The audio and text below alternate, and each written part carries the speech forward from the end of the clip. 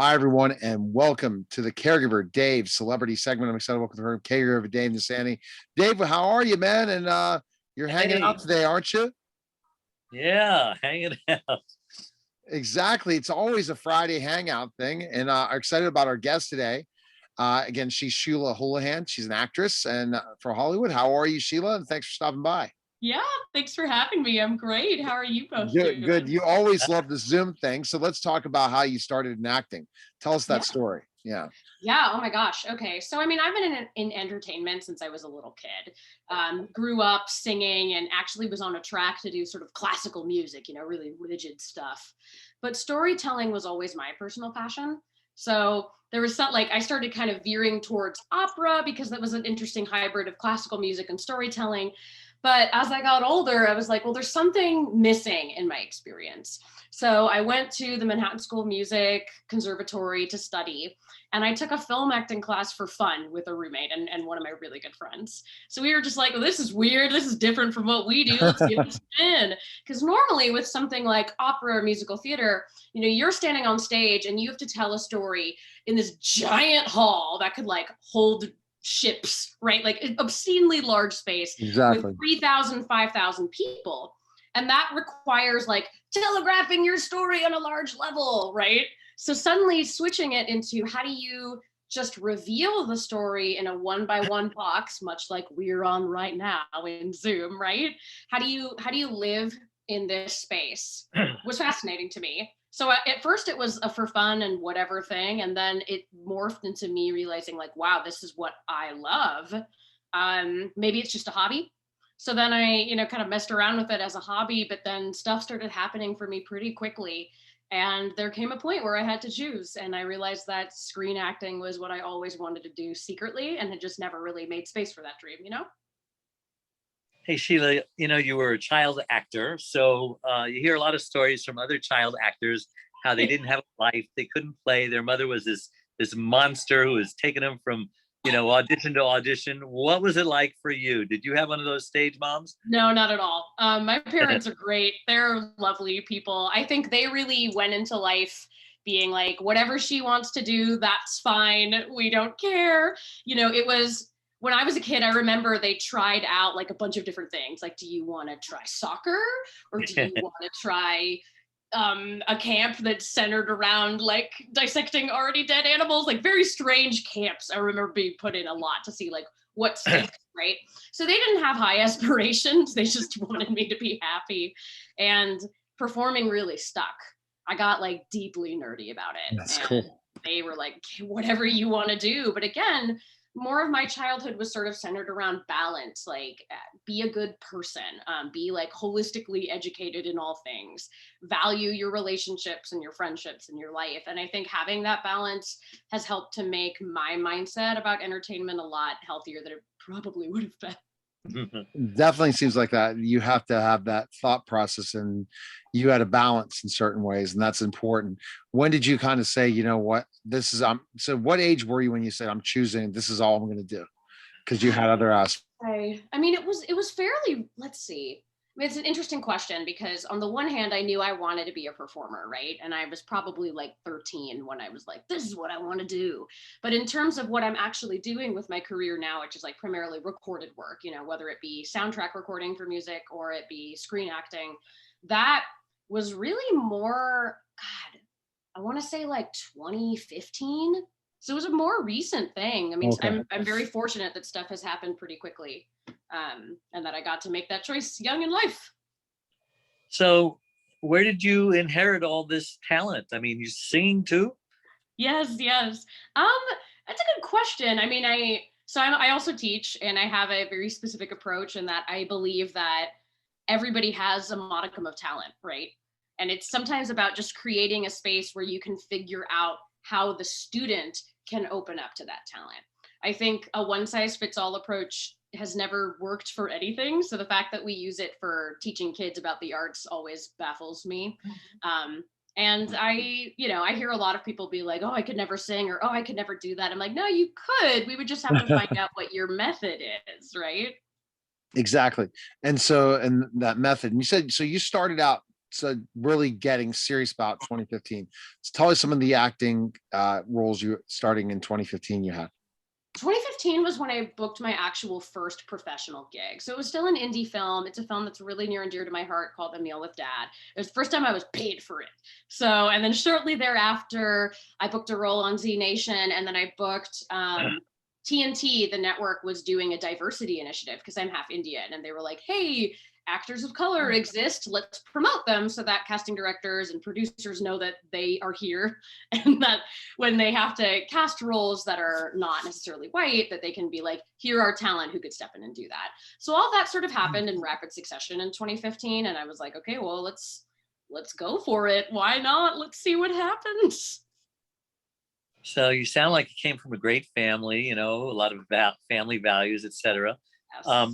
Does faith play a part in your philosophy? And if so, which faith? Question. Yeah. So I'm half Indian, right? So I grew up in a multicultural home. My mom emigrated here from Mumbai in 1980. She was friends with my dad because she worked for my grandma. My grandma was her boss, dad's grandma, or dad's actually aunt cousin type thing, or whatever you have it. I don't know how to actually qualify the relationship, so I just say grandma. But they didn't get together until about like 10 years later.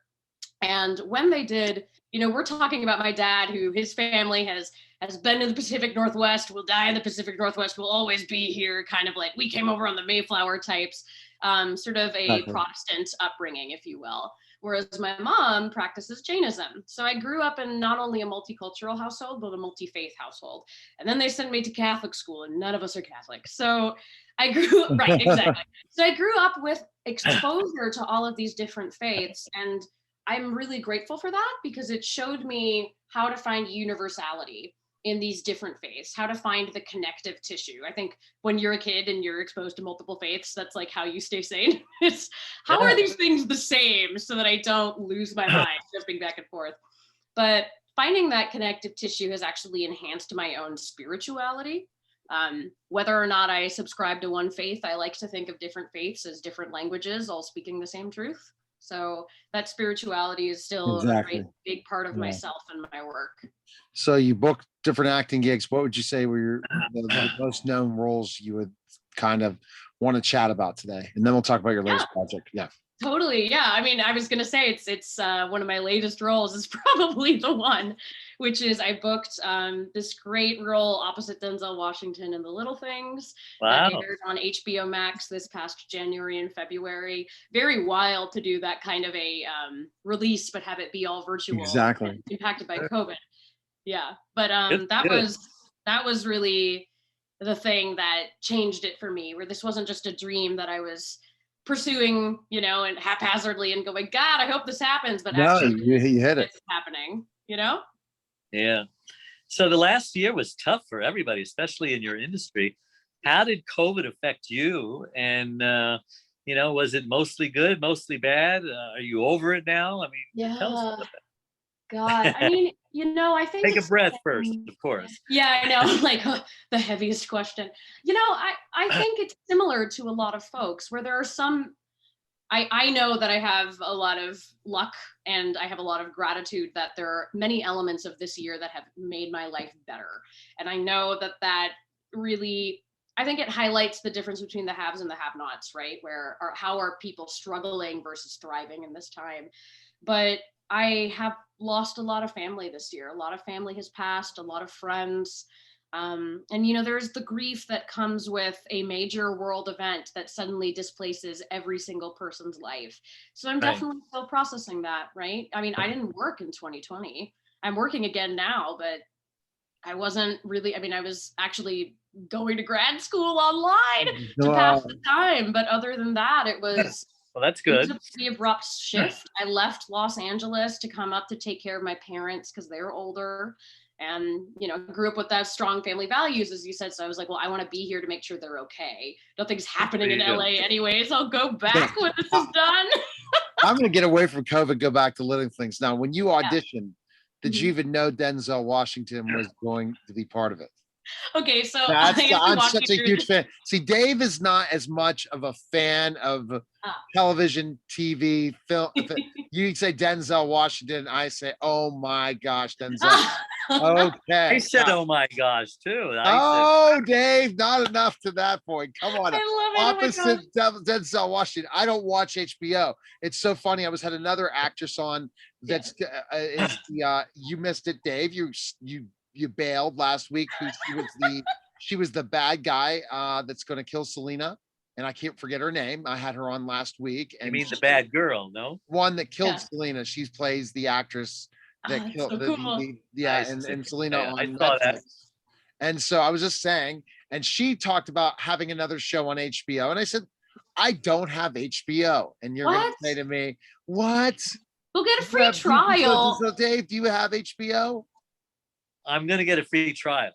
There it is. I'm Right getting answer. getting Dave. better. Let's see. I just got Hulu, so I'm getting better. So now I got Netflix and Hulu I and interviewed the Disney. Pretty Little Wines moms when they were promoting HBO Max. You remember the whole they came out, they had a podcast promoting, and their sponsor was HBO Max, and they were talking Yeah. about how Pretty Little Liars, how they were running all that. Never watched all that either. But again, that's available on HBO Max as well. But you're not here to promote HBO Max. But no, just talking about the whole Denzel thing. So yeah, so let's find out the role. So you audition. Do you know Denzel's part of this? Right. So we're gonna have to back it up a little bit further. I want to do that. First, Yes, let's do that. my agent sent me the audition and was like, yeah, let us know if you want to go in. And I look at it and I see that it may involve nudity. Now there's no information about Denzel or the studio behind it, right? Dave So I wants see to watch this. it now. Okay, good. So I see this and I'm like, God, is this like another weirdo indie film where it's like director, producer, writer's the same guy? And he's like, come film this movie in my bedroom naked. So And I look that's at that. Hollywood for you, right? Right, exactly. So I called my manager and I was like, what is this? Like, I'm debating passing. And he was like, listen, this is a Warner Brothers film. You would be playing with Denzel Washington. Reconsider. And I was like, okay, you're right. Sorry. Right. Okay. Yep. We're on board. And I quickly threw together my audition. It was a self-tape. So it was like on my phone. They sent the scene that they wanted me to do. It didn't even involve another person speaking lines with me. It was very sort of thrown together, if you will.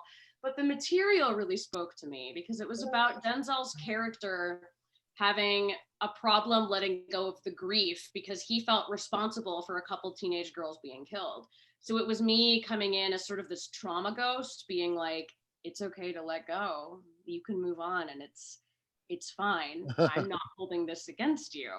So working with that material and sort of like coming in as that spirit and trying to be as like soothing and slow as possible, it just felt really aligned. And then, a couple weeks later, I went in to do that again with the casting director and John Lee Hancock and Mark Johnson, the main producer. And it was fun. We all just played in the room with it. And then I found out that evening I got the job. Well, let's find out about the role because I've not watched it. And Dave definitely has an HBO, but he's getting the trial. But go ahead and tell us your role. Yeah, I played Paige Callahan, and she is one of 3 women that Denzel couldn't save. So the film sort of revolves around there's this new series of murders that happen to young women, and it turns out it might be connected to a case that Denzel couldn't solve that involved my character and 2 other women.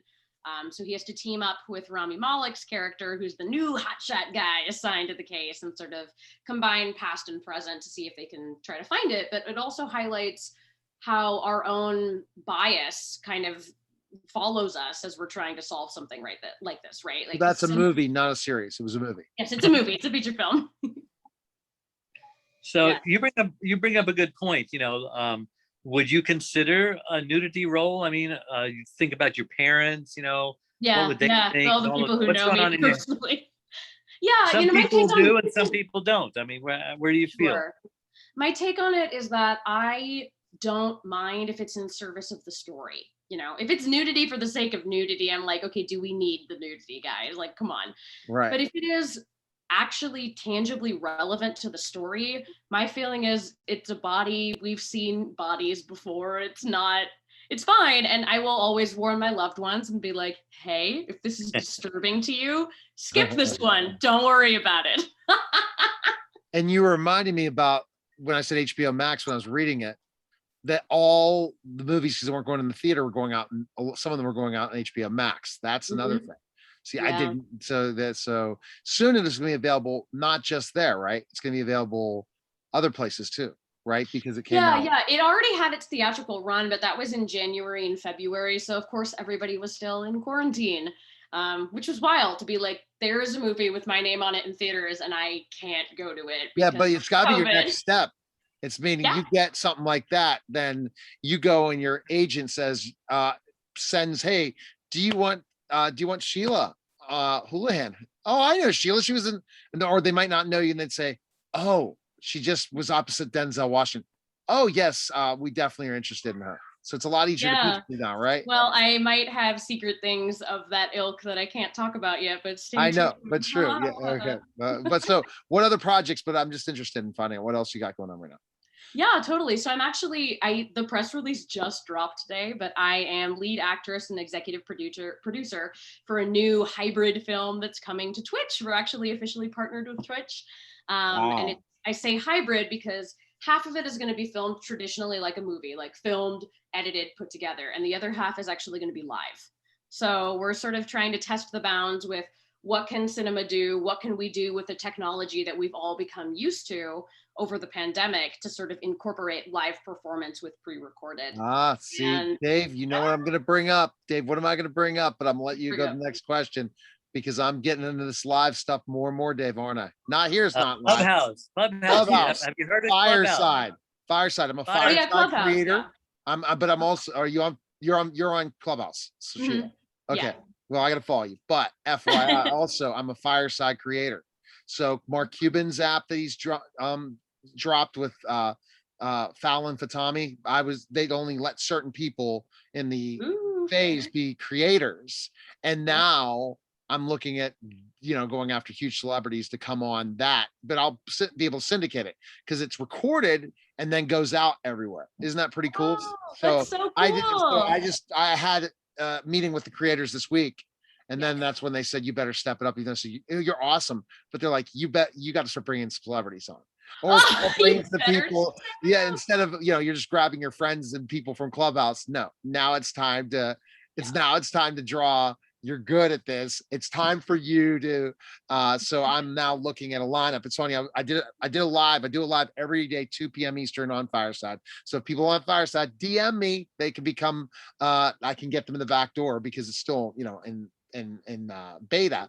But what I ended up doing is my entrepreneur story part 2 I had, and Yeah. guess someone that came on stage that I said, come on, people, come up on stage, Yeah. was a New York Times bestselling author. So she'll be one of my guests next week. She is 18-time New York Times bestselling author. Oh my And gosh. you think that's in the audience, right? Go figure, social Wow. audio, even though Fireside is not social audio, it's storytelling. But Yes. I'm killing back the connection of Twitch Yeah. and saying, oh my gosh, you're talking about a film or a show that's live. It's Yeah. because of what's happening in our industry, right? It's Yeah. becoming so different, right? In the interactivity with the Exactly. audience. Exactly. And I think like what excites me about getting to do this with Twitch is when you go to the film, when you go to the movie theater to see a film, right?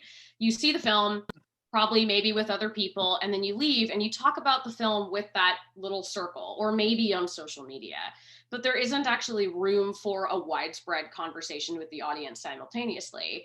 What's cool about Twitch is that the entire audience has access to being able to talk with each other as the show is happening. Exactly. So the piece is an adaptation of Marsha Norman's Pulitzer Prize winning show, Night Mother, and it details mental health, suicide, grief, which is something really near and dear to my heart. We've reset it to actually exist over a Zoom call in the pandemic because we want to highlight how this, that we're doing right here for 14 months, of course, has impacted all of us. So we're not shying away from that. It's a strong conversation. I'm so excited. We have like an Oscar nominated DP, cinematographer, and Eli Reed reached out and wants to do all the stills photography, which I'm like, can't believe this is happening. So we're going to partner with the National Action Alliance for Suicide Prevention. Like this is really taking on its own life. And I'm grateful that the first kind of inauguration of this hybrid pioneer project is going to be about something important that affects all of us. Go live? Yeah. It goes live end of summer 2021. So I will send the date as that comes out. We'll have like 3 weeks notice, and then I'll just tell everyone, hey, it's live. Any other projects to report, or that was the big thing you're doing, is talking? That's the big thing I can talk about. There's something else that's coming out in 2022 that I cannot talk about yet. Well, that at least you're talking about those projects, right? That's a good thing. Right. Yeah, exactly. Like there's something, who knows what it is. Yay. Stay tuned. That's so basically, but you're still promoting playing opposite Denzel Washington, right? Especially when isn't Gone available everywhere else now? Like, yeah, I think it's open, like it's on Amazon Prime and Apple, and it's on all the it's on Amazon Prime now. Okay, I believe so. Okay, yeah. That's going to be on my list tonight to watch. Hey, you got Amazon, great. See, I have to remember these things, Dave, and you got to remind me what to watch next. And so like I have and that's what I do. I watch the people I interview and say, okay, then I'll watch the show, and then I get hooked. And then it's the farm family. I got a weird story. I had somebody I featured for sports category. I'm a sports category director for Podcast Magazine, and it was a Netflix Last Chance U. And I didn't know who I was interviewing because I'd never watched any of the Last Chance U. Have you ever watched any of the Last Chance U's? Okay, that's about sports and college football and basketball, where their last chances, they're in junior colleges. And this coach, and I'm interviewing this guy, had no idea about his controversy, got fired from the show and all this stuff. Then I go and watch it after, and I'm like, oh my gosh, what questions would I have asked? But I just had to get a thing. His name's Jason Brown. You have to look him up. Watch Last Chance U. You'd like it. It's good on Netflix because we're in pandemic mode. But those are the things you just never know, but you become friends with them. And then what if you interviewed them the first time, then you become friends? You're like, what just happened? Wild. I can't believe I would have understood why you swore a few times and you're talking like this. I'm like, oh my gosh. Dave, how many times do you go back after I've interviewed people you have no idea who they are? Because Dave is not pop culture. No, here's a good story to rip on Dave. All right, Dave, you ready for this one? I got Dave red carpet pictures. Red carpet for this big event. I was so mad. I was trying to, they turned me down for interviews or something. And then I said, okay. And then somehow Dave got his way into the red carpet. Like I thought I was going to do interviews before it happened. Dave gets his way into the red carpet, but he doesn't know the people he's taking pictures of. Who are you re-interviewing on the red carpet, Dave? You got Ashton Kutcher. What? I know who he is, but I didn't recognize him. Oh, I don't blame you. I'm like that too. I can't like someone has to tell me who they are. And then the CEO of Salesforce, a billionaire. What? You know. Oh my God. And then someone who I thought was oh my gosh, bad with names. Old rock star. He's old now, you know. Oh, I know. Barry Manilow. Yeah, wow, Barry Manilow. You said it was somebody else. Who did you think it was? Rod Stewart. He looks like Rod Stewart. Oh my God. And so I was waiting to talk to him, and his friend says, "Oh, would you like a picture with Barry?" And I says, "That's not Rod Stewart." He says, "No, and don't tell him who you thought he was." God. Because apparently he gets mistaken for him all the time, you know. Wow, so it's not unusual. So funny. I have no idea what happened in that one, Dave. I thought I was going to do interviews, and then somehow Dave said, "Okay, I got red carpet. Can you go, Dave?" They said they only want the big boys there, ABC, NBC, you know, Fox, all these people. So we just says we're going to get in. Yeah. Somehow we're going to get in, and we squeeze past after the security. I got invited, but I have no idea what they changed the venue. Yeah. And where there's a will, there's a way. And we got in, man. Oh my gosh, good job. Wow, what a funny You gotta learn how to do that. Exactly. I love it. It's hilarious. And then when we got there were 4 empty media spots. They didn't even show up. What? Oh my gosh. Didn't even come. Because there was the fires, Dave, but that was also the time of the fires. Yeah. All right, Dave has his caregiver Dave's question. Go ahead and ask your caregiver question. Well, it sounds like you're a caregiver too. So I'm known as Caregiver Dave because my wife suffered a stroke about, 25 years ago, lost her speech, became paralyzed on one side. And so I noticed that there were other people who out there making the same mistakes that I did. So I became Dave, the caregiver's caregiver. I now host a popular syndicated radio show. I'm writing my 4th book. I've been on 44 TV shows all across the country. And so I believe that if you're not a caregiver, just wait. You're either going to become one, you're going to need one, and now's the time to learn how to do it. So my question to you, since I already know you watch your parents on occasion because they're getting older, you're worried about them. What other caregiving experiences have you had? Oh, so many. I mean, apart from just other family, I mean, all of my grandparents have passed away at this point, and I was in caregiving roles for all of them. But I Good think for you. thank you. To expand it, I mean, I think that I like to think this is my own duty. I'm not going to put that on anybody else, but we all do have an opportunity to be stewards and caregivers to everybody we meet, right? Like I talked about that this show is about mental health. This Night Mother production is near and dear to my heart because it is about us. It is about something that affects all of us.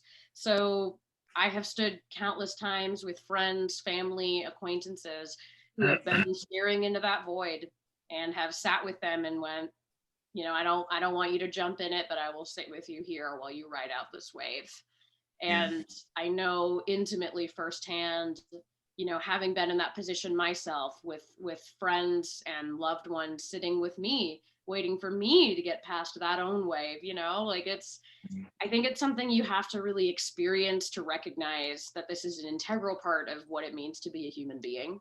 But I do agree with you, Dave, that being a caregiver, in my opinion, and it could be a cultural thing growing up Indian, that being a caregiver is one of the greatest honors that we can take on as human beings. And it's inherently always going to be a part of who I am and is a part of my value set. Yeah, and caregivers suffer from burnout. 30% of them die or their loved ones do. So I created caregiverdave.com, an online support group. So if you know any caregivers who are suffering, just send them to caregiverdave.com. It's a free membership site, and they've got some free gifts there. I'll give them a free book. They get some coaching from me because, they're not doing stuff just exactly right. They need to be counseled. Wow, that's beautiful. Thank you for that work. That's so wonderful. Thank you. Well, thanks, Sheila. We appreciate it. Where's the best place to connect with you? Social media? Instagram, just at Sheila Houlahan. That's the place that I'm active the most. And certainly when the show starts getting information about what date we air, tune in to see when. And also other secrets that I can't drop yet, I will reveal on my Instagram first. All right. Sounds good, Sheila. We appreciate it. Thanks again. Thank you. All right, guys. All right. Thanks, Dave. All right, guys. That was the Caregiver Dave Celebrity Segment. Take care, guys.